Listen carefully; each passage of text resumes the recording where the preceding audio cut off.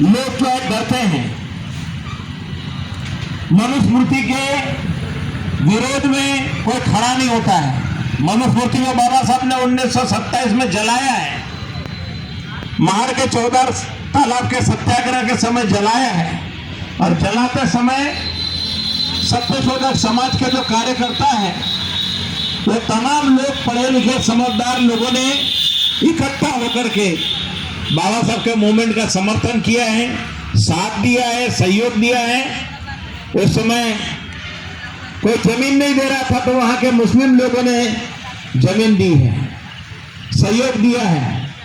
ज्योतिबा फुले को भी जैसे साथ सहयोग दिया है, क्योंकि वो सारे समझदार लोग थे, जानकार लोग थे, जुल्म के खिलाफ खड़े हुए लोग थे। जहां पर समानता, स्वतंत्रता, न्याय, बंधुत्व की बात आती है वहां पर सभी लोगों ने खड़ा होना चाहिए। क्योंकि जो धर्म के नाम पर एक व्यक्ति को दूसरे व्यक्ति से कम लिखा जाता है, दबाया जाता है, सताया जाता है, जन्म से नीच और ऊंच बताया जाता है, उसे धर्म नहीं कहा जा सकता है, उसे अधर्म कहा है। बुद्धायन धम्मा में बाबा साहब ने बहुत अच्छी तरह व्याख्या की है। धर्म क्या है, अधर्म क्या है, धम्म क्या है, अधम्म क्या है, सतधम्म क्या है। जरूरत है हमें बहुत अच्छी तरह से अध्ययन करने की, जानने की, समझने की। ज्योतिबा फुले के बारे में कुछ कुछ मुद्दे ऐसे हैं कि जो बहुत से लोग नहीं जानते। समंदर से सोना निकालने का जो बहुत बड़ी कंपनी थी, अभी एक मुंबई में है, रोहित पिसार। उस जमाने में ज्योतिबा फुले की कंपनी थी जो समंदर से सोना निकालते थे, समंदर के नीचे से। भवन निर्माण जो पीडब्ल्यूडी डिपार्टमेंट है उसी तरह की उनकी अपनी कंपनी थी, कंस्ट्रक्शन कंपनी। ज्योतिबा फुले की कंस्ट्रक्शन कंपनी ने आज जो विक्टोरिया रेलवे स्टेशन है मुंबई का, वो विक्टोरिया रेलवे स्टेशन का सारा बांधकाम उनका कंपनी ने किया हुआ है, ज्योतिबा फुले के कंपनी ने किया, जिसकी ईंटें आज भी 150-200 साल हो गए, बहुत अच्छी तरह से वो बांधकाम अभी है। जो पूना में मीठा नदी है उसका पुल का और रोड का निर्माण ज्योतिबा फुले के कंपनी ने किया हुआ है। ज्योतिबा फुले साधारण व्यक्ति नहीं थे। आज के जैसे अंबानी की चर्चा होती ऐसे वो बहुत धनी व्यक्ति थे, क्योंकि उनके पिताजी का जो फूलों का कारोबार था, वो कारोबार की वजह से वो अमीर तो थे ही, लेकिन सामाजिक व्यवस्था में बहुत बुरी तरह से उनको शूद्र होने के कारण सताया गया था। ब्राह्मण मित्र के शादी का जिक्र लोगों ने किया कि शादी में से उनको निकाल दिया गया था, जिसके कारण वो शिक्षा के क्षेत्र में काफी कुछ काम किया।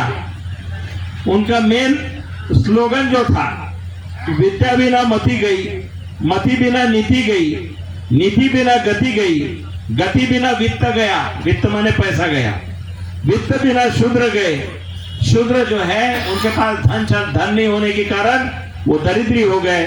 इतना अनर्थ एक अविद्या के कारण हुआ। तो अविद्या, बुद्ध ने कहा कि अगर ज्ञान नहीं है, माने सारे दुर्गति की अगर जड़ है तो क्या है? अविद्या है, अज्ञान है। तो इसलिए अज्ञान से बाहर आने के लिए, ज्ञानी बनने के लिए बाबा साहब ने शिक्षित बनो, शिक्षित बनो, शिक्षित बनो कहा। संगठित हो, संघर्ष करो। 1873 में जो सत्यशोधक समाज की स्थापना की गई थी, जिसके द्वारा 2 महाराजा जो है, बड़े बड़े महाराजा बन पाए सत्यशोधक समाज के कारण। सत्यशोधक समाज की वजह से परिवर्तन और काफी कुछ हुआ।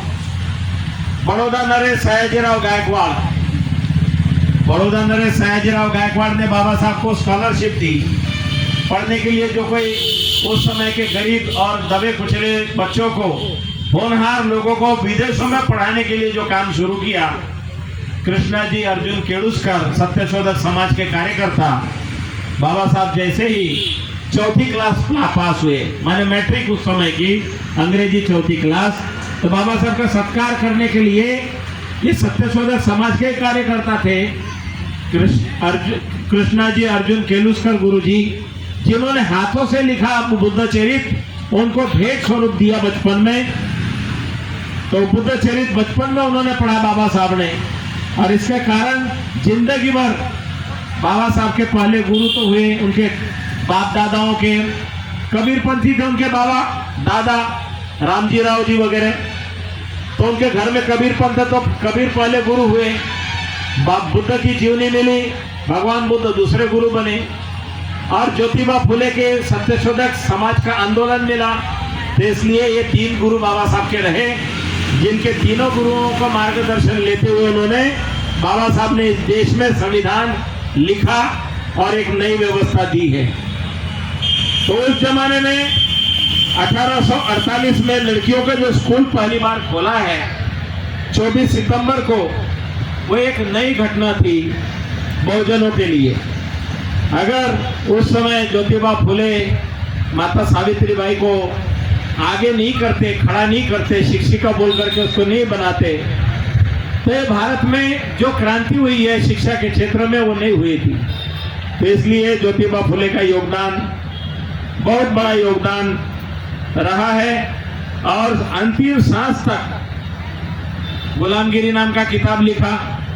उनका पैरालिसिस हो जाने के बाद में बाएं हाथ से उन्होंने जो किताब लिखी, और अंतिम समय में उन्होंने बोला कि मेरा जो कारवा है ये कारवा बंद नहीं पड़ना चाहिए।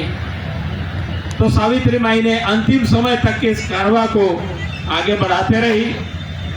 28 नवंबर 1890 को ज्योतिबा फुले ने अपना शरीर छोड़ा।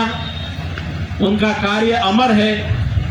और हंटर कमीशन, जब अंग्रेजों का जमाने में हंटर कमीशन आया था, उस समय ज्योतिबा फुले कंधे पर कंबल लगा करके किसान का वेश बना करके जाके और हंटर कमीशन के सामने जाके उन्होंने कहा था कि भारत में, मैंने उस समय हंटर कमीशन भेजा गया था इंग्लैंड की रानी की ओर से, तो उन्होंने कहा था कि अगर भारत में कुछ आपको अच्छा करना है तो एक कानून बनाया जाए कि जो माता पिता अपने बच्चों को स्कूल में ना भेजे उनको कम से कम 6 महीने की जेल दी जाए।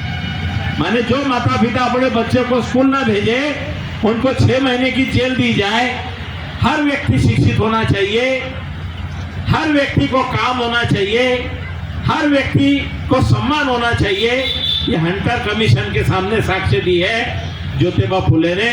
और उस समय अगर ज्योतिबा फुले की बात मान ली गई होती तो यह देश सोने की चिड़िया बन गया होता। बाबा साहब ने उन्हीं बातों को याद रखते हुए भारतीय संविधान में जो भी बातें रखी, तो ज्योतिबा फुले की प्रेरणा, छत्रपति शिवाजी महाराज की प्रेरणा, साहूजी महाराज का सहयोग, महाराजा बड़ौदा का सहयोग, और तमाम बहुजनों के हित के लिए, सुख के लिए, बहुजन हिताय बहुजन सुखाय लोकानुकंपाय काम करते हुए बाबा साहब ने तथागत के धम्म को दोबारा से इस भारत भूमि में पुनर्जीवित करने का काम किया। उनके पीछे तमाम गुरुओं की, महापुरुषों की प्रेरणा रही है।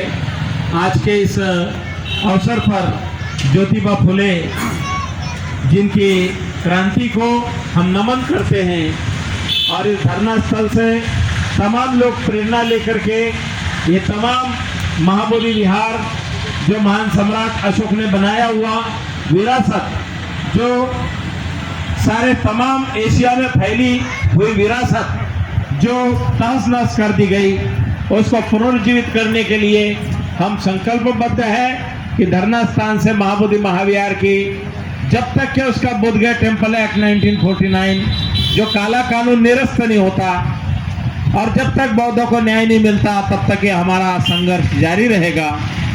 सभी को बहुत बहुत साधुवाद। भवतु सर्वमंगलं।